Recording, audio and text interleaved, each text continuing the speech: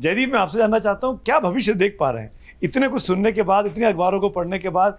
क्या वाकई में, मैं इसलिए आपसे पूछ रहा हूँ कि दो बड़ी खबरें, मोदी का यूएस दौरा और ये दोनों को अगर आप देखें तो कौन सा पलड़ा आपको आज मजबूत दिखाई देता है आज की तारीख में 24 जून को? देखिए सुमित, सबसे बड़ी बात तो ये है कि ये जो विपक्ष की एकता है ये कोई उत्साह से लबरेज उत्सव नहीं है, ये मजबूरी का बेमेल विवाह है। और जो विनोद जी कह रहे हैं रोका हुआ है, तो ये रोका लव मैरिज की वजह से तो नहीं हुआ है कि दोनों एक दूसरे को शिद्दत से चाहते हैं और घर के बड़ों से जिद कर रहे हैं कि हमारी शादी करवा दो। यहाँ तो उल्टा है, बड़े कह रहे हैं कि भाई कुछ भी हो ये शादी तो करनी पड़ेगी, नहीं तो काम चलेगा नहीं आगे। तो ये रोका जो है ये बेमेल विवाह वाला रोका है। इसीलिए हम देख रहे हैं कि कभी कोई और ये मैं भी मानूंगा कि हम बहुत समय से देख रहे थे कि एकता की बात हो रही है, एक मंच पे तो आए, एक साथ पत्रकार वार्ता तो की, और एक ही फूफा नाराज हुआ, ये भी उपलब्धि है इस बैठक की। 2-3-4 नाराज हो जाते, नहीं आते, तो ये भी एक ही फूफा नाराज हुआ। लेकिन ये मजबूरी का बेमेल विवाह है, क्योंकि सामने चुनौती बहुत बड़ी है पहाड़ से। और जो आप कह रहे हैं कि आज की तारीख में किसका पलड़ा भारी है, निसंदेह नरेंद्र मोदी का पलड़ा भारी है। इसीलिए तो दूसरे पलड़े को भारी करने की कोशिश की जा रही है। अकेले अकेले तो तराजू में सबने खुद को तौल करके देख लिया, उन्होंने देख लिया कि तौल तो सामने वाले की भारी है, इसमें और बाट रखने पड़ेंगे, वजन रखने पड़ेंगे, तो सारे वजन मिलकर क्या सामने वाले के पलड़े को झुका पाएंगे? सवाल तो यही है। अभी तो खुद की तौल नहीं कर पा रहे हैं, सामने वाले का पलड़ा भारी है ही, 9 साल से भारी है, और अकेले अकेले सबने अपने अपने बाट उस तराजू में रखकर देख लिए हैं, कोई भी नहीं हरा पाया। क्या सारे बाट मिलकर इतना बड़ा वजन बना पाएंगे?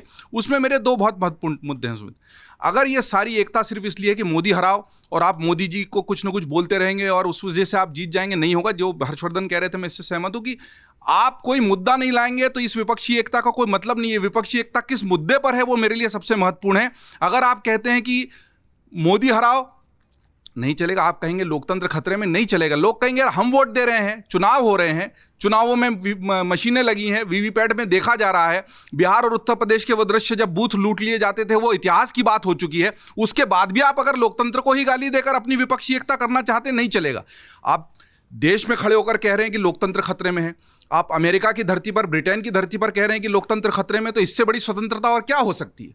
मुझे लगता है कि इस देश के नागरिकों को, चाहे वो पक्ष में हो या विपक्ष में हो, पंकज जी ठीक कह रहे थे, जो दल आज सत्ता में है कल वो विपक्ष में हो सकता है, जो विपक्ष में वो चाहे गठजोड़ करके ही आ जाएं।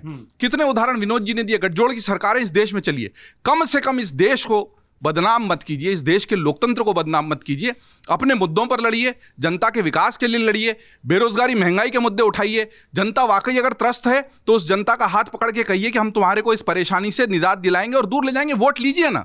उसी देश में जिसमें आप चुनाव लड़ रहे हैं, उसी देश में जिसमें आप रंक से राजा बन गए, बड़ी बड़ी कुर्सियों पर बैठे, उस देश में आप कहते हैं कि इस देश का लोकतंत्र खराब है। ये मुझे एक पत्रकार के रूप में और एक नागरिक के रूप में बहुत खराब लगता है। अमर उजाला अब आपके टीवी पर भी।